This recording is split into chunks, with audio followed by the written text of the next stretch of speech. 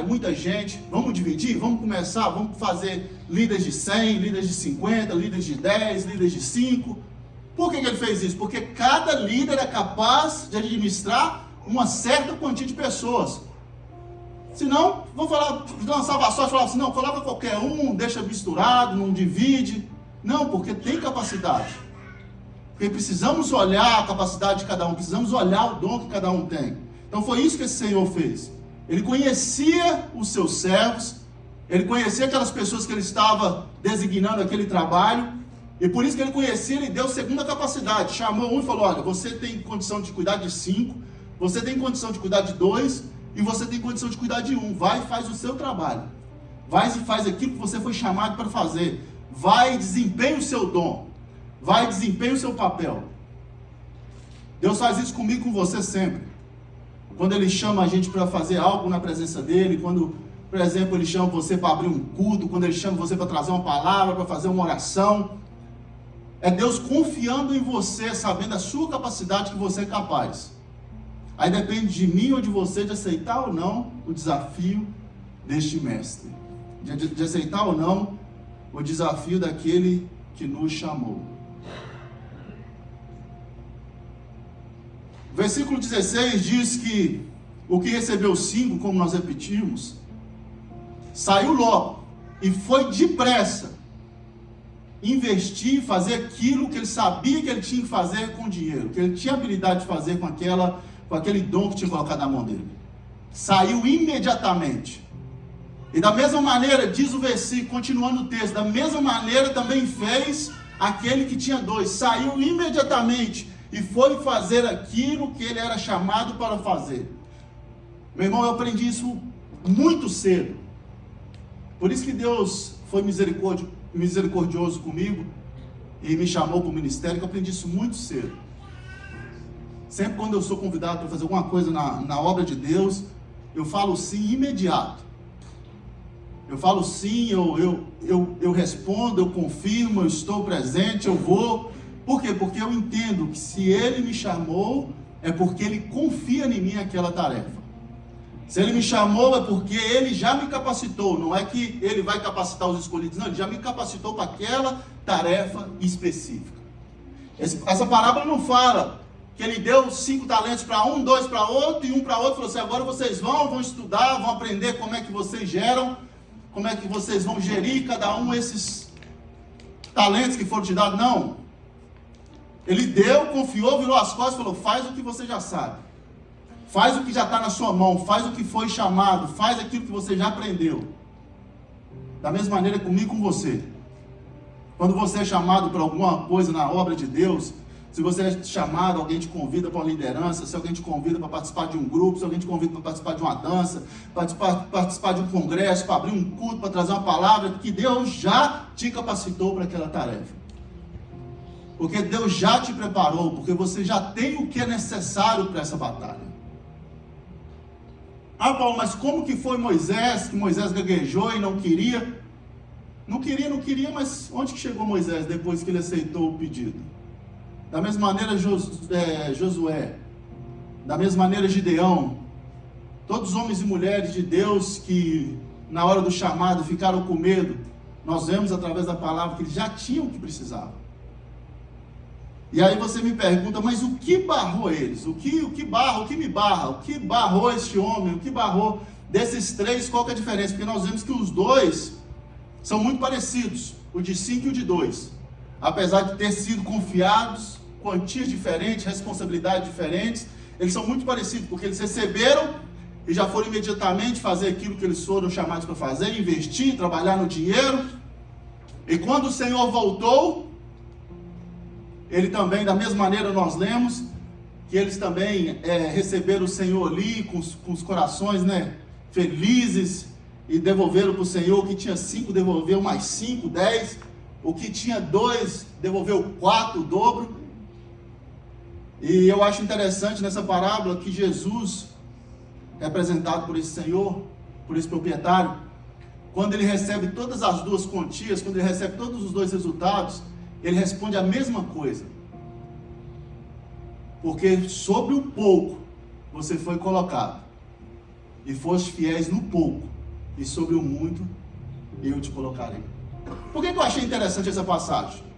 Porque se fosse aos nossos olhos humanos, o que seria mais assim assertivo de se falar nesse momento? Podia sim falar assim, não, sobre o muito você foi colocado, e sobre o muito, ou mais ainda, eu te darei. E sobre de dois o quê? Sobre a média você foi colocado, e agora sobre o muito eu te colocarei. Sobre o que recebeu um, não, agora não, você sim, você sobre o pouco foi colocado, e sobre o muito eu te colocarei. Não, para Jesus ou para esse proprietário, todos eles receberam poucos. Por quê? Porque nós servimos a um Deus do infinito. Nós servimos a um Deus que não tem limites. Nós servimos a um Deus que não tem reservas. Nós servimos ao Todo-Poderoso, ao Jeová Rafa, o dono de todas as coisas. Nós sim somos limitados, mas o nosso Deus não é limitado. Então, por muitas vezes, por isso que nós limitamos esse Deus Todo-Poderoso. Não é Ele que tem limite. Como assim, pastor Paulo?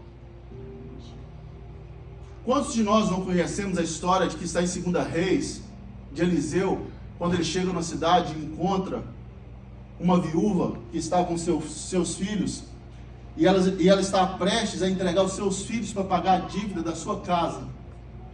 E ela vai e fala isso para o profeta Eliseu, em 2 Reis. E o profeta Eliseu fala assim: eu tenho a solução do seu problema. Vá, junte muitas vasilhas e não poucas, e você verá o que Deus vai fazer na sua casa. E a palavra de Deus diz que aquela mulher saiu na vizinhança, juntou muitas vasilhas e trouxe na casa. E o profeta Eliseu começou ali, através do Senhor, a ministrar o milagre de Deus na vida dela. E começou ali a despejar o pouco azeite que ela tinha numa botija. E começou a despejar sobre aquelas vasilhas que ela tinha pegado emprestada. E a palavra de Deus diz que o azeite só acabou quando acabou as vasilhas.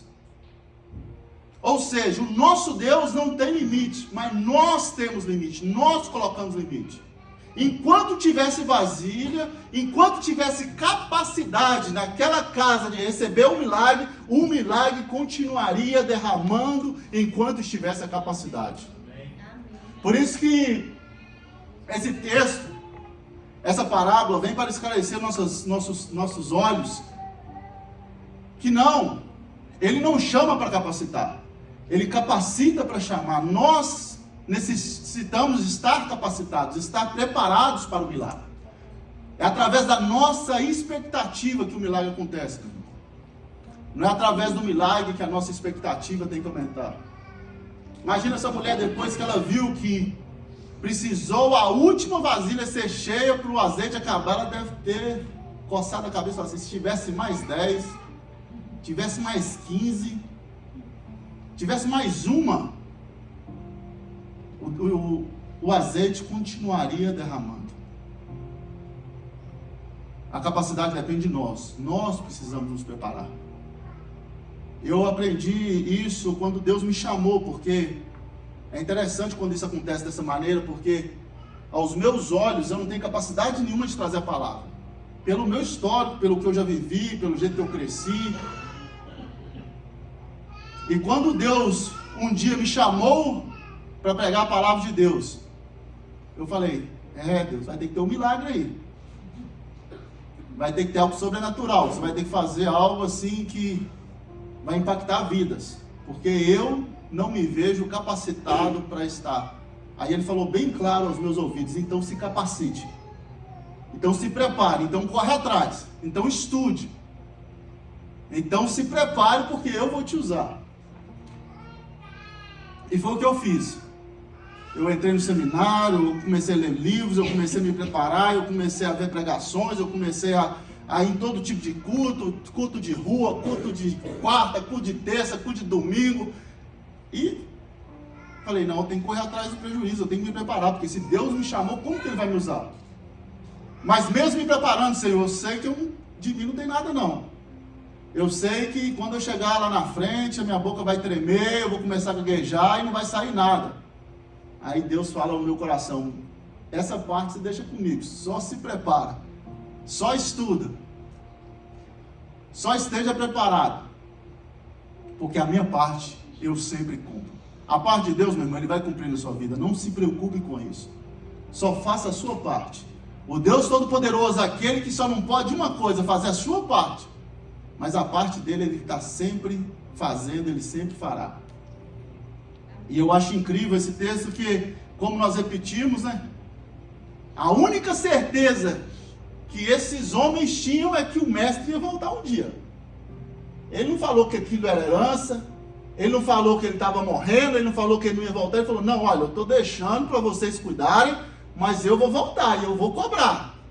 Eu vou voltar e eu quero prestações de conta. Ou seja, a única certeza que eles tinham é que ele ia voltar. E que o dia da prestação de conta ia chegar. Então, por isso que esses que já sabiam o que devia fazer, já saíram correndo. Falou, se ele voltar amanhã, eu já fiz alguma coisa com o que me deu. Todos os dois. E o dia chegou, e o dia vai chegar, meu irmão. A palavra de Deus diz que um dia nós vamos sentar diante do Mestre. E vai ter um julgamento. E não um julgamento de salvação ou de condenação. Porque esse nós já estamos diante dele, é porque a gente já passou. Mas vai ter um julgamento daquilo que nós fizemos com os dons e talentos que Ele depositou nas nossas mãos. É esse mesmo julgamento que teve com esses homens. Vai ter um dia que nós vamos estar diante do rei, que ele vai falar assim, Lucas, eu te dei uma voz de pardal, de cantador, daquele lá de Valadares, aquele... O que você fez com essa voz?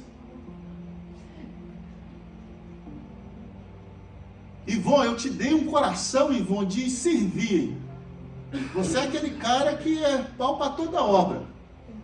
Quem conhece o Ivon sabe. O Ivon é aquele cara que você pode ligar 3 horas da manhã que ele vai na sua casa sem perguntar por quê. Você fala, Ivon, estou aqui precisando de você, Ivon, estou chegando, viu? Vai chegar um dia que todos nós vamos estar diante do Mestre. E vamos ter que nos apresentar como esses 3 se apresentaram diante do proprietário. Porque não é nosso, é do proprietário. Os dons que nós temos, os talentos que Deus nos deu, é dele. Para ser usado para ele, em função dele. Através do reino dele, para tocar vidas. Lembra sempre da cruz. Tudo que nós recebemos de Jesus, através da cruz do Calvário, é para glorificar o Pai e para sermos bênção na vida dos irmãos. Tudo que nós fazemos aqui na terra é para glorificar o Pai e para que nós possamos de alguma maneira facilitar a vida daqueles que estão do nosso lado, daqueles que estão convivendo com a gente. De alguma maneira nós temos que tocar a vida das pessoas, pregar o Evangelho com a nossa vida, com os nossos dons, com os nossos talentos.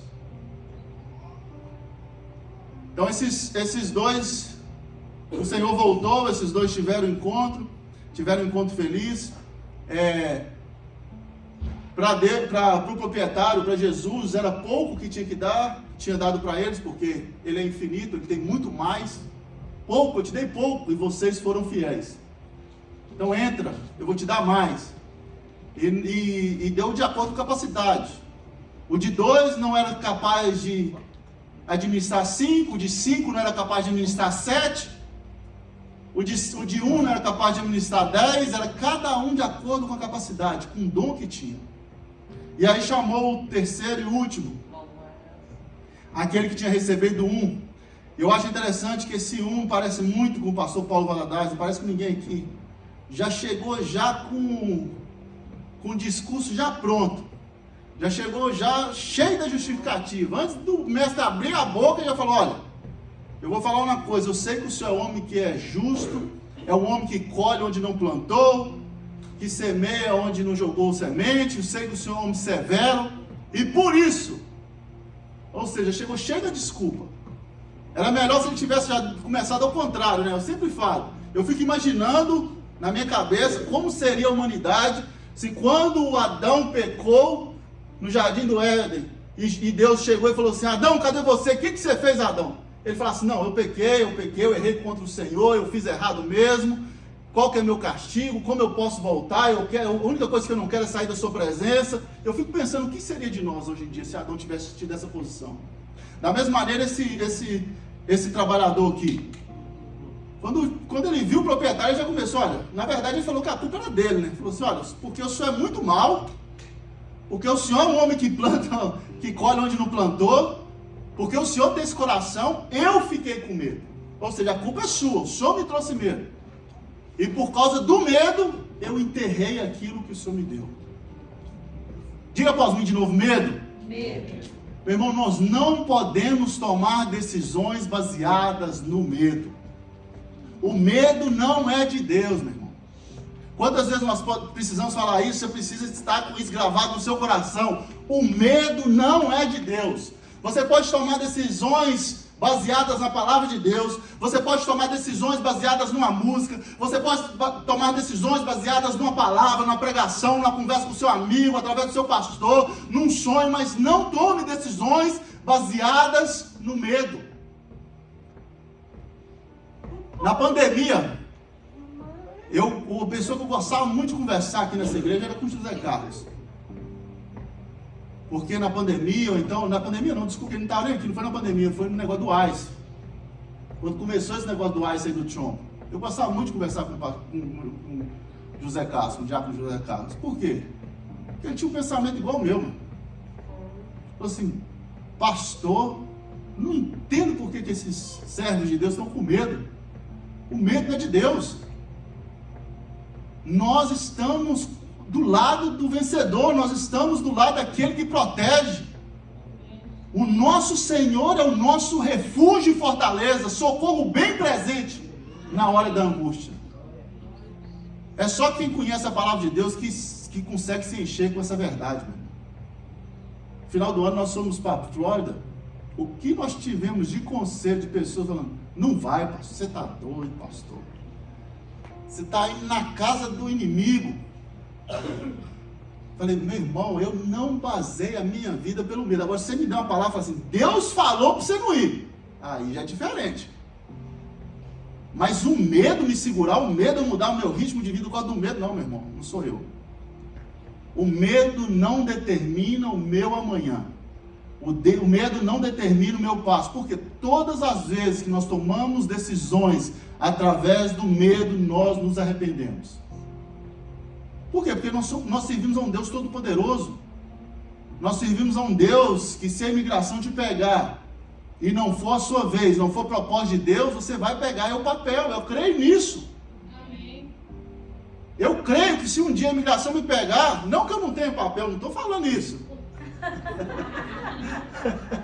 Mas eu creio que se um dia a imigração pegar e falar assim, olha, a imigração está na sua porta, não sei o que e tal, vamos correr, vamos fugir. Não, meu filho, ele está ali para me dar o brincar. Amém. É para isso que ele está. Por quê? Porque nós servimos a um Deus da Bíblia Sagrada, e quem conhece a Bíblia Sagrada vive através da Bíblia Sagrada. Nós servimos a um Deus que transforma maldição em bênção. Amém. Eu conheço, meu irmão, não sei você, mas eu conheço diácono da nossa igreja Manuel de Dembro, que era da nossa igreja de Manuel de Dembro, diácono Léo, que foi preso pela imigração e recebeu o papel por causa disso. Eu conheço. Ele já deu testemunho aqui nesse púlpito sobre isso. Ou seja, para que temer? E esse homem se baseou a sua decisão no medo. Quis culpar ainda o dono do dinheiro, quis culpar o proprietário e ainda baseou no medo. Falou, porque eu tive medo, eu peguei e enterrei. Eu peguei e guardei, eu peguei e não usei, eu peguei e não fiz o que devia ser feito. Eu peguei e escondi. Enterrar no buraco, meu irmão, esconder aquilo que Deus te deu para que você pudesse usar no reino dele. É esconder a ferramenta que Deus te deu para que você pudesse alcançar mais um coração. É esconder o dom que Deus te deu para que você pudesse exercer o propósito de Deus aqui na terra. A palavra de Deus não nos ensina que nós não devemos ajuntar tesouros aqui na terra que o ladrão e a traça consome, o ladrão rouba, mas nós devemos adquirir, juntar tesouros no céu. Esse tesouro no céu só é juntado, só é adquirido através do dom e dos talentos que Deus coloca nas nossas mãos. É só através dele, meu irmão, que nós conseguimos juntar essas riquezas. Se nós escondermos, se nós tamparmos, se nós não usarmos, se nós não nos arriscarmos, essa palavra está falando sobre se arriscar no reino de Deus, sobre se lançar, sobre crer que Ele fará. Não é sobre nós, é sobre aquele pelo qual nós estamos trabalhando. Olha para você ver, entende dessa maneira. Todos esses 3 homens receberam algo importante na mão deles para ser administrado de acordo com a capacidade de cada um deles. Mas o que eles estavam na mão não era deles, era do proprietário, era de alguém maior. Mas só que nós, hoje em dia, nós já sabemos que nós somos somente instrumentos desse proprietário.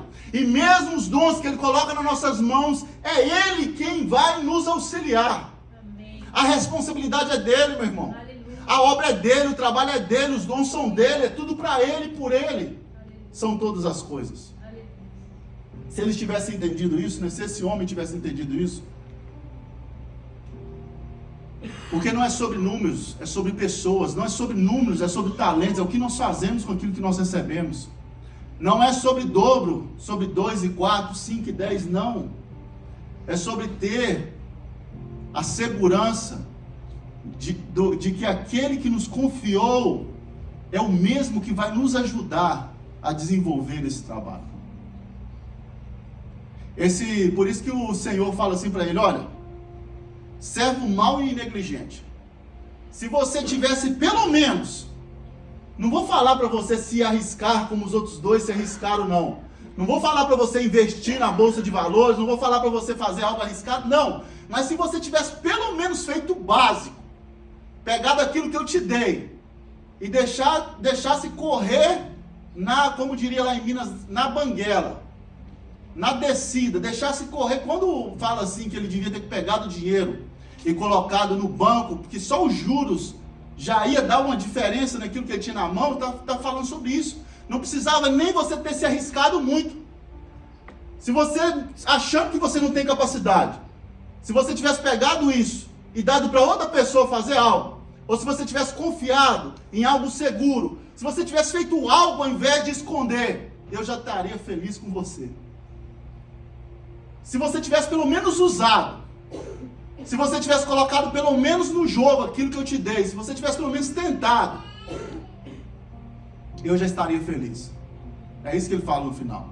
Quando ele fala assim para ele que devia ter colocado ao banqueiro, você não precisava ter feito investimento grande, arriscado, não. Mas se você tivesse pelo menos confiado, trabalhado em cima, se você tivesse pelo menos, nem precisava arriscar muito, mas se você tivesse pelo menos acreditado que sou eu que estou com você, que é eu que te dei, que aquilo é meu irmão, a responsabilidade é dele. Quando nós fazemos a obra de Deus, o bom de fazer a obra de Deus é isso. É que quando eu comecei a ministrar, eu fazia muito isso, eu já falei isso algumas vezes aqui, e eu falo isso de novo, porque eu acho que testemunhos edificam vidas e nos dão direção para onde que nós podemos falar assim: não, se o pastor Paulo passou ali, eu posso fazer igual ele. Talvez dá certo comigo também.